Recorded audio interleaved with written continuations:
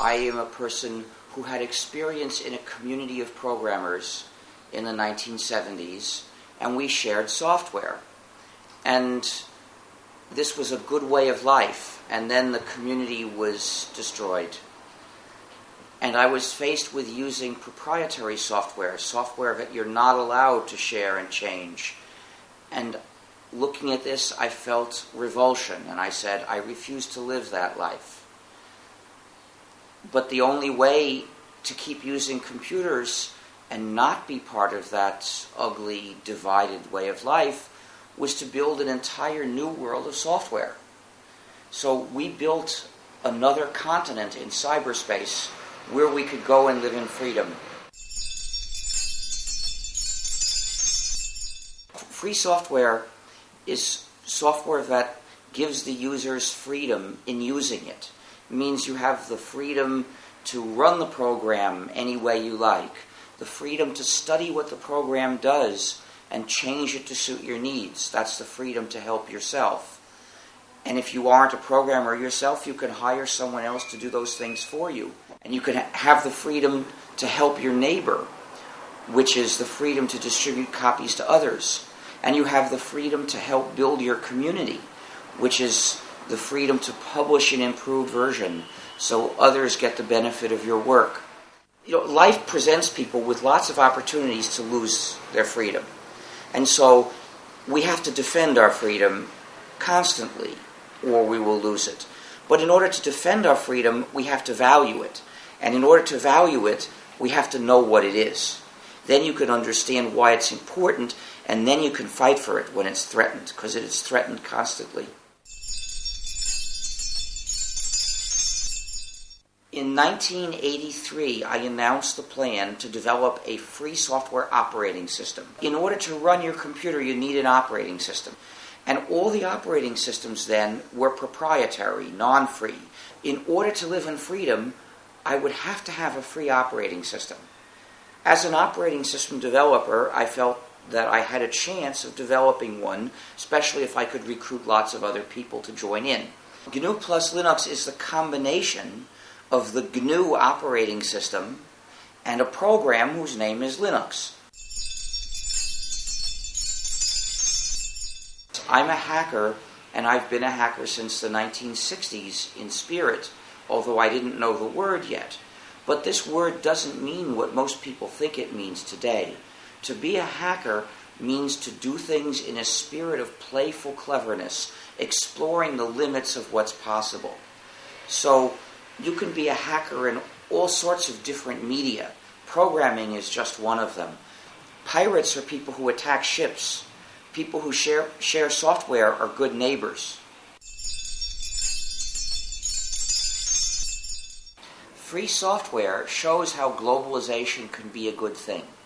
The free software movement has been global since the 80s, when we had developers and users on 4 continents. And now it's 6 continents, I believe. Free software doesn't tend to concentrate wealth. It provides ways for some people to make a living.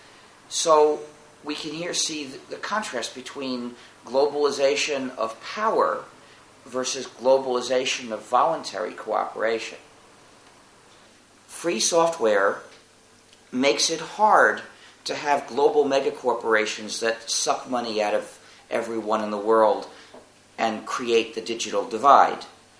But instead, free software facilitates a different kind of business, providing support and services to people in your area. Because free software gives you the possibility of hiring somebody to make changes for you. So many different small companies providing support in their various areas of expertise and providing support typically to people in their region, people who speak the same language, for instance. Teaching kids to use non-free software is training them to be under the domination of the software owners when they grow up. So when they grow up, they'd have to do extra work to escape from the non-free software. And if they don't do that, then they'll be subject to both to the loss of their freedom and to the drain of money. And so If a society, schools are teaching people to use non-free software, that is directing society into the rut of non-free software.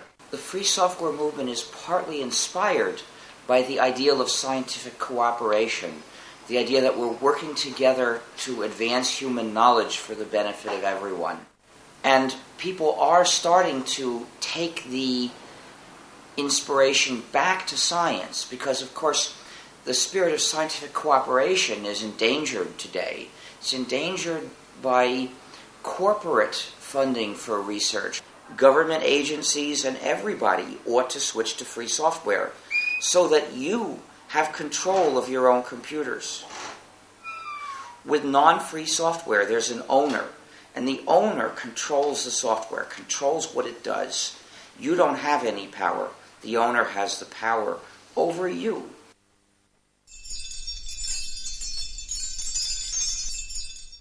There is a naive myth of the patent system that if you develop something innovative, then there will be one patent covering it.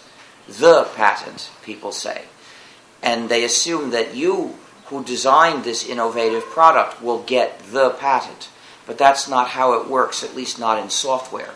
Because in software, any product that isn't trivially simple has many different ideas combined. And if it's innovative, that means it's a different combination of ideas, or there are some new ideas. Even if you develop an innovative software package, you're in danger from software patents. When a software developer is in a country that allows software ideas to be patented, the result is he can be sued for the software he writes. This is completely different from copyright, for instance.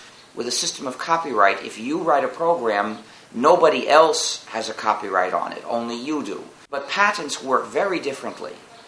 And so you could get sued for writing or for using a program yourself.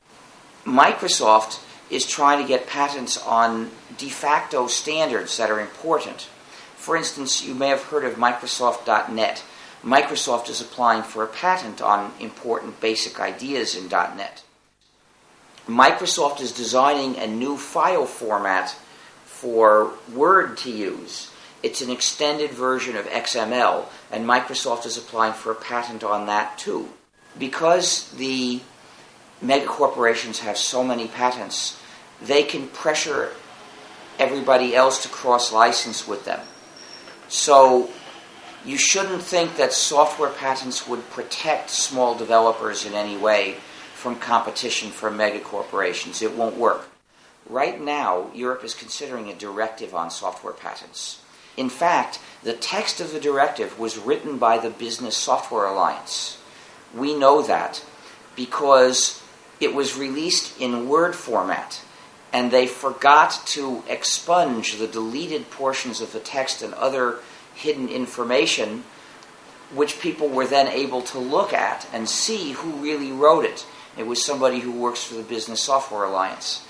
The absence of software patents in Europe is an advantage for software developers in Europe because that means that you can't be sued at home.